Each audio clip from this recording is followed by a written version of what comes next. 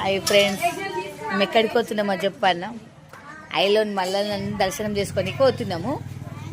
పోయినసారి కూడా పోయినాము, ఈసారి కూడా పోతున్నాము. ఐలోని మల్లన్న దర్శనానికి వచ్చేసినాం. మేము ఇక్కడికి ఎంట్రెన్స్లో ఉన్నాము. ఇంతకుముందు వచ్చినప్పుడు మేము నలుగురం వచ్చినాము. మాతో పాటు మా అమ్మ కూడా ఉండే. అప్పుడు కూడా ఇక పెద్దమ్మ బిడ్డ మా అక్క వచ్చింది, మా చెల్లె, నేను.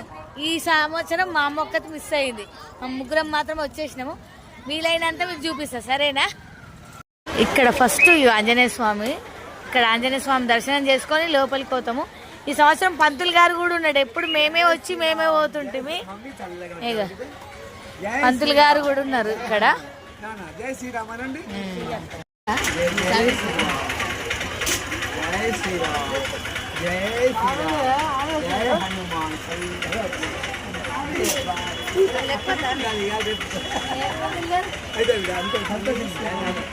జై శ్రీరామ్. మన వాళ్ళంతా చూస్తారు కదా, పంతులు గారు సంతోషం బిడ్డ. అమ్మ భగవంతు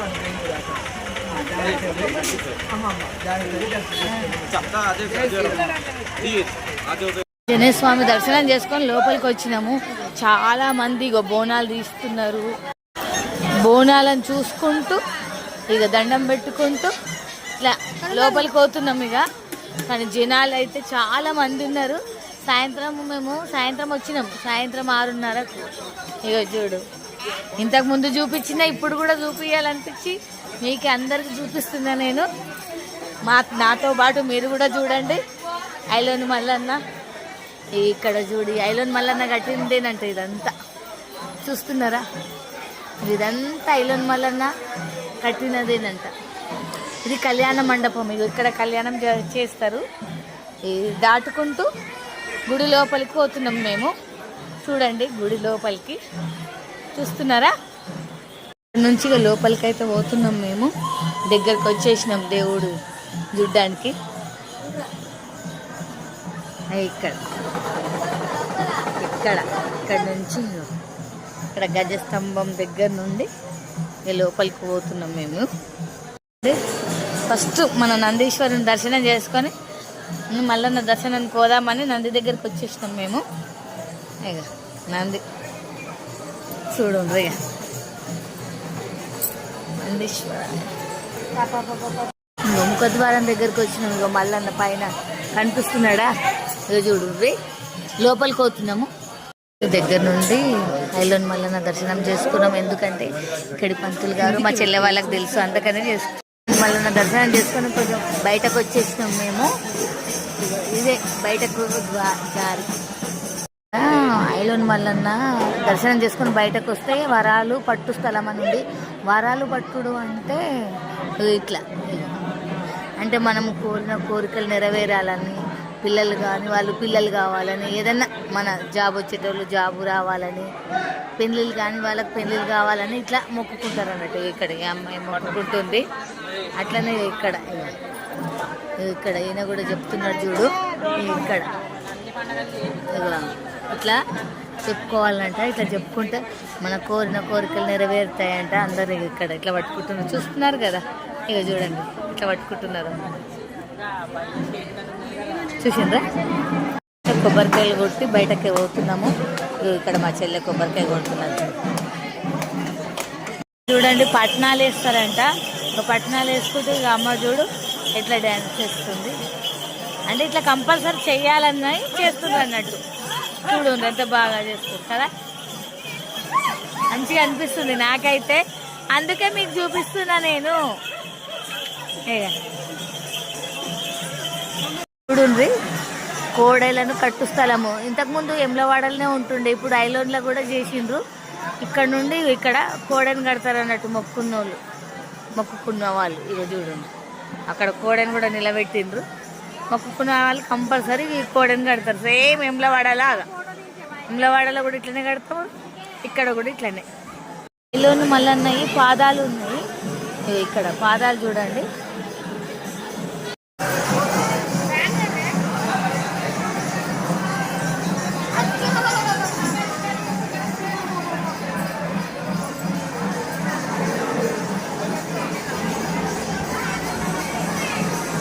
ఐలోని మల్లన్న ఎదురుగా పార్వతి అమ్మవారి టెంపుల్ ఉంటుంది, చూపిస్తాను మీకు నేను.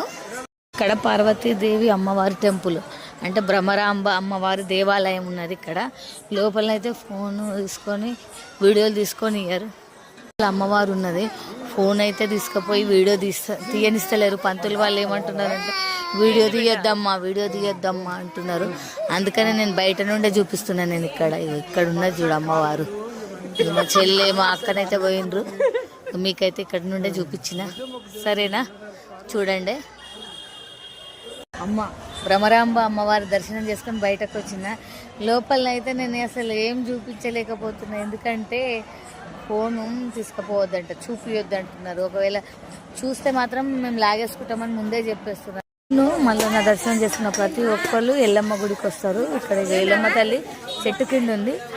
అసలు అమ్మవారు అయితే లోపల ఉంటుంది, అక్కడ ఫోను తీసుకుపోనిస్తలేరు. ఇక్కడ చాలా జనాలు ఉన్నారు కదా, తీయొద్దని చెప్పారు. అందుకనే బయట నుండే మీకు చూపిస్తున్నాను నేను. ఇక్కడ లోపల అమ్మవారు ఉంటుంది. ఇక్కడనేమో చెట్టు కింద కొబ్బరికాయలు కొట్టుకోవాలి. ఇక్కడ అమ్మవారు ఇక్కడ కూడా ఉన్నది. ఇగో అందరూ ఎల్లమ్మ బోనాలు తీస్తున్నారు. ఎల్లమ్మ బోనాలు తీసుకొని ఎట్లా వస్తున్నారు చూడు. దీపం కాంతులు ఎంత మంచిగా కనిపిస్తుంది చూడు అమ్మవారిది. చూసిందా, ఎల్లమ్మ బోనాలు ఇది. ఇగో బోనాలు ఎత్తుకొని పోతున్నారు, చూసిండ్రా ఎంత మంచిగా అనిపిస్తున్నారు కదా. సరేనా, ఇక్కడ ఎల్లమ్మ తల్లికి బోనం తీస్తారు. బోనాల కోసమని ఈ గుండీలు కొని ఇంట్లోనే వండి ఇంట్లోనే పెడతారు అమ్మవారికి నైవేద్యం. చూసిండ్రా, షాపులలో ఇవి అమ్ముతారు.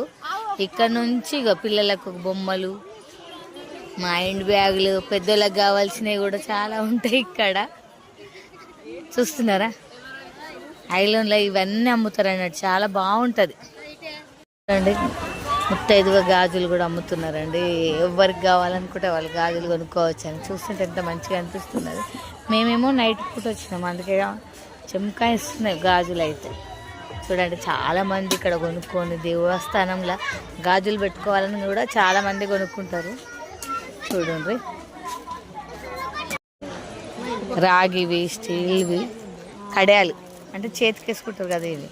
ఇక మా అక్క మా చెల్లెనైతే బేరం చేస్తున్నారు ఇక్కడ. ఈయనైతే అమ్ముతున్నాడు.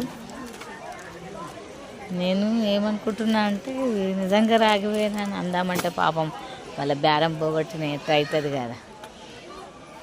వాళ్ళ బతుకు తెరువు కోసం వాళ్ళు అమ్ముకుంటున్నారు. మన ఇష్టం ఉంటే మనం కొనుక్కోవాలి, లేకుంటే లేదు, అంతే కదా. చూడు, నేనైతే వాళ్ళని కొనుక్కోవద్దని చెప్తలేను, ఈయనని డిస్టర్బ్ చేస్తలేను. కొన్నారానే ఎన్ని తీసుకుండ్రా. మల్లన్న స్వామి దర్శనం చేసుకొని మేమైతే ఇంటికి పోతున్నాము. మా చెల్లె వాళ్ళది ఇక్కడ నుంచి 9 కిలోమీటర్లు ఉంటుంది. అందుకే అట్లా ప్రతి సంవత్సరం వచ్చినప్పుడల్లా దర్శనం చేసుకొని పోతాం అన్నట్టు. సరేనా.